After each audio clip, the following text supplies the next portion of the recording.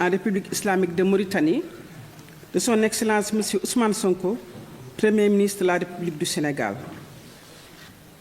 À l'invitation de son frère et ami, son Excellence M. Mokhtar Ould Diaye, Premier ministre de la République islamique de Mauritanie, son Excellence M. Ousmane Sonko, Premier ministre de la République du Sénégal, a effectué les 12, 13 et 14 janvier 2025 une visite de travail et d'amitié en Mauritanie. À cette occasion, la délégation sénégalaise était composée des ministres de l'intégration africaine et des affaires étrangères, de l'intérieur et de la sécurité publique, de l'énergie, du pétrole et des mines, des infrastructures et des transports terrestres et aériens, des pêches et des infrastructures maritimes et portuaires. Plusieurs hauts fonctionnaires des différents départements ministériels ont également pris part à cette visite.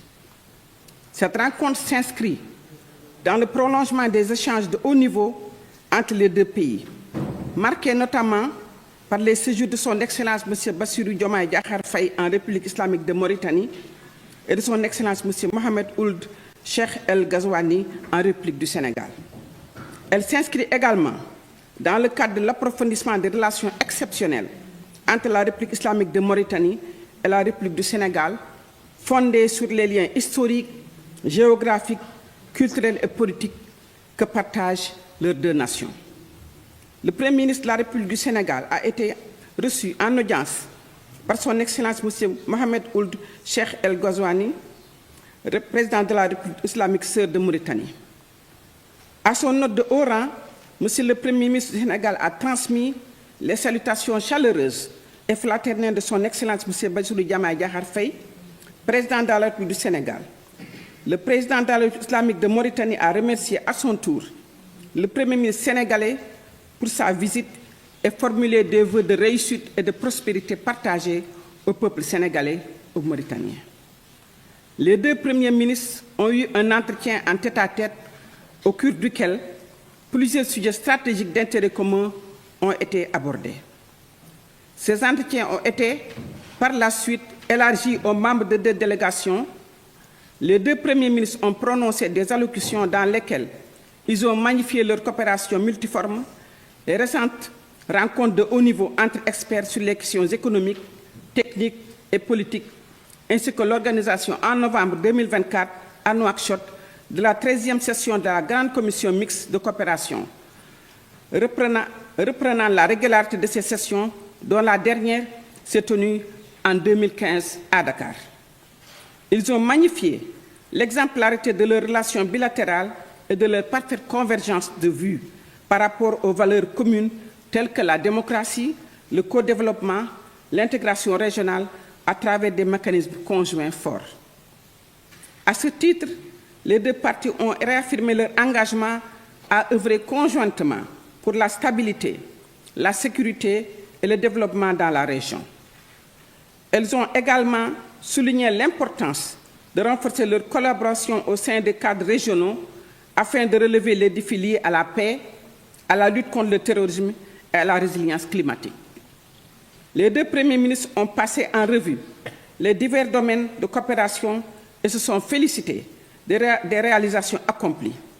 Ils ont insisté sur le fonctionnement de la coopération dans les domaines de la sécurité, des conditions de séjour et d'établissement des ressortissants de chacun des deux pays, de l'énergie, des transports, de la pêche, de la migration, de l'élevage, entre autres.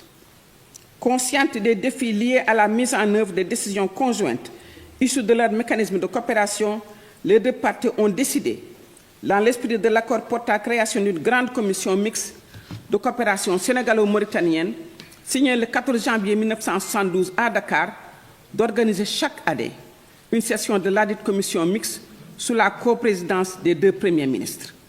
Le secrétariat de la commission mixte, assuré alternativement par chacun des ambassadeurs des deux pays, sera chargé d'élaborer et soumettre à l'approbation des deux chefs d'État les conclusions des deux commissions mixtes.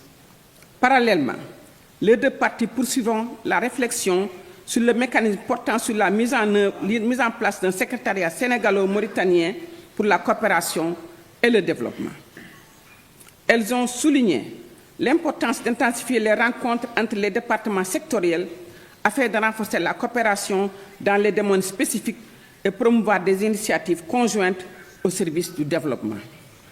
Sur la question sécuritaire, les deux parties ont examiné conjointement le projet d'accord visant à permettre la libre circulation des personnes, à faciliter les conditions de séjour et d'établissement des ressortissants des deux pays. Les deux parties conviennent de circonscrire le dit projet aux aspects relatifs à la libre circulation des personnes et aux conditions d'entrée, de séjour et d'établissement dans les deux pays. La partie mauritanienne a réitéré son engagement à mettre en œuvre, dans les plus brefs délais, les très hautes instructions du chef de l'État. En ce sens, elle soumettra à la partie sénégalaise, avant la fin du premier trimestre 2025, un projet d'accord révisé comportant notamment les nouvelles conditions d'obtention de la carte de séjour pour les ressortissants sénégalais. En outre, les deux parties conviennent de renforcer et de formaliser les rencontres périodiques entre les autorités administratives et services de défense et de sécurité frontaliers des deux pays. Par ailleurs, elles ont convenu de mettre en place un cadre opérationnel pour faire face aux défis sécuritaires communs qui impactent les deux pays, notamment la lutte contre la migration irrégulière, la criminalité transfrontalière organisée. Dans ce cadre, la partie mauritanienne soumettra à celle sénégalaise, dans les meilleurs délais, un projet d'accord sur la migration. Mesurant l'ampleur des défis sécuritaires transfrontaliers, notamment le trafic de drogue et substances assimilées, la circulation d'armes, les réseaux mafieux transfrontaliers, le blanchiment d'argent, et consciente des liens imbriqués entre le terrorisme et le réseau criminel, les deux parties, tout en se félicitant des collaborations efficaces existantes entre les forces de défense et les services de police des deux pays, conviennent d'unir leurs efforts pour la mise en place d'un cadre stratégique global et cohérent d'orientation et d'organisation de leur sécurité collective. Dans le domaine de l'énergie, les deux parties se sont félicitées de la coordination aussi bien exemplaire que stratégique existant entre les deux équipes de deux pays, ce qui a permis de faire aboutir avec succès les projets du secteur de l'énergie permettant au passage de relever tous les défis et de garantir la réussite, permettant la réussite du projet commun Grand Tortue Ayméine GTA. Cette réussite s'est concrétisée par l'ouverture du premier puits annoncé de manière conjointe en décembre 2024. Considérant ces acquis, les deux parties expriment leur volonté commune de poursuivre et de renforcer cette coordination dans un esprit de concertation permanente, d'engagement, d'intégration et de partenariat basé sur l'intérêt commun.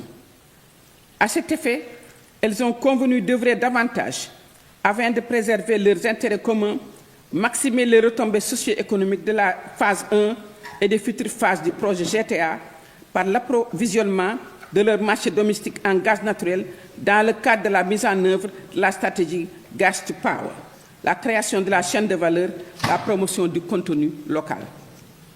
En ce sens, les deux pays se félicitent d'avoir signé le 13 janvier 2025 un protocole d'accord visant à mettre en œuvre les règles et mécanismes de contenu local applicables au projet GTA, ainsi qu'un mécanisme de mesure visant à maximiser l'implication des secteurs privés des deux pays dans le développement de la chaîne de valeur de l'industrie pétrolière et gazière.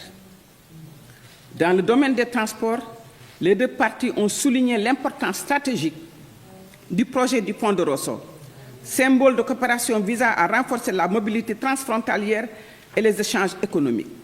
Elles ont insisté sur la consolidation des accords de transport inter-États, garantissant une répartition équilibrée du fret et une utilisation optimale des infrastructures, tout en s'engageant à surmonter les défis liés à l'harmonisation des normes de contrôle et à la lutte contre l'évasion fiscale pour maximiser les bénéfices mutuels. À cet égard, les deux parties ont convenu de matérialiser conjointement, en présence de l'ensemble des acteurs concernés des deux pays, la suppression de la pratique de rupture de charge lors d'une rencontre bilatérale qui sera organisée à Rosso au courant du mois de mars 2025. Dans le domaine des pêches, les parties ont passé en revue les conditions d'exploitation des ressources halieutiques pour une consolidation et un développement des possibilités de pêche entre les deux États, afin de rendre plus possible et accessible les produits halieutiques aux populations. Les deux premiers ministres ont donné des instructions aux ministres en charge des pêches dans les deux pays, en vue de prendre toutes les mesures nécessaires pour renforcer la coopération bilatérale dans les domaines de la recherche, de l'aménagement des pêcheries, de la surveillance des pêches, du contrôle sanitaire, de la valorisation des produits, de l'aquaculture, de la pêche continentale et des affaires maritimes.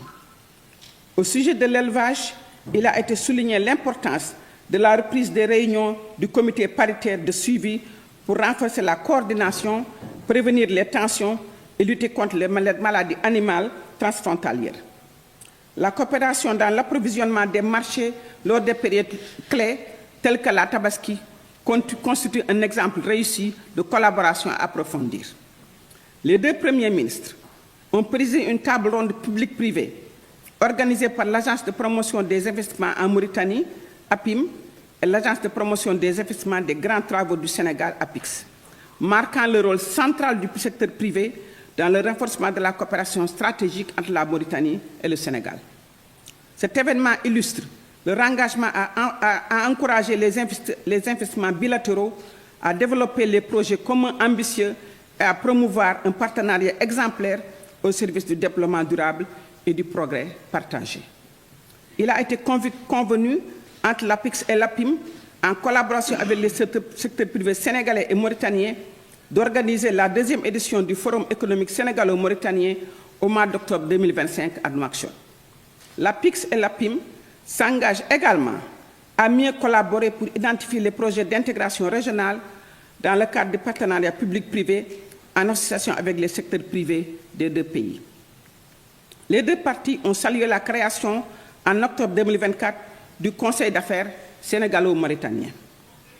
Au cours de cette visite, Son Excellence, Monsieur le Premier ministre du Sénégal, a effectué, en compagnie de son homologue mauritanien, une visite à Nouadhibou, où plusieurs infrastructures stratégiques lui ont été présentées, notamment les installations de la Société nationale industrielle et minière, SNIM, le port minéralier et une société de pêche. Il a reçu des explications détaillées sur les techniques de traitement et d'exploitation du minerai de fer, les opérations logistiques du port qui illustrent le potentiel industriel de la Mauritanie, ainsi que le niveau de développement de la transformation des produits de pêche. Le Premier ministre du Sénégal a exprimé son admiration pour les progrès remarquables accomplis par la Mauritanie dans le développement de ses infrastructures et de son potentiel industriel, soulignant l'importance de tels modèles pour renforcer la coopération régionale et stimuler une croissance économique durable. Au terme de sa visite de travail et d'amitié, Son Excellence, Monsieur le Premier ministre Ousmane Sonko, a exprimé ses vifs remerciements et sa profonde gratitude à son frère et ami, Son Excellence, Monsieur le Premier ministre Mokhtar Ould Diaye, ainsi qu'au gouvernement et au peuple mauritanien pour l'accueil chaleureux et l'hospitalité généreuse qui lui ont été réservés durant son séjour, ainsi qu'à la délégation qui l'accompagnait. Son Excellence, M. Ousmane Sonko, a adressé une invitation à son ami et frère, Son Excellence, M. Mokhtar Ould Diaye, pour effectuer une visite de travail en République du Sénégal. Cette invitation a été acceptée et la date sera fixée par voie diplomatique. Fait à Nouakchott le 14 janvier 2025 en langue arabe et française. Chacun des versions présentées.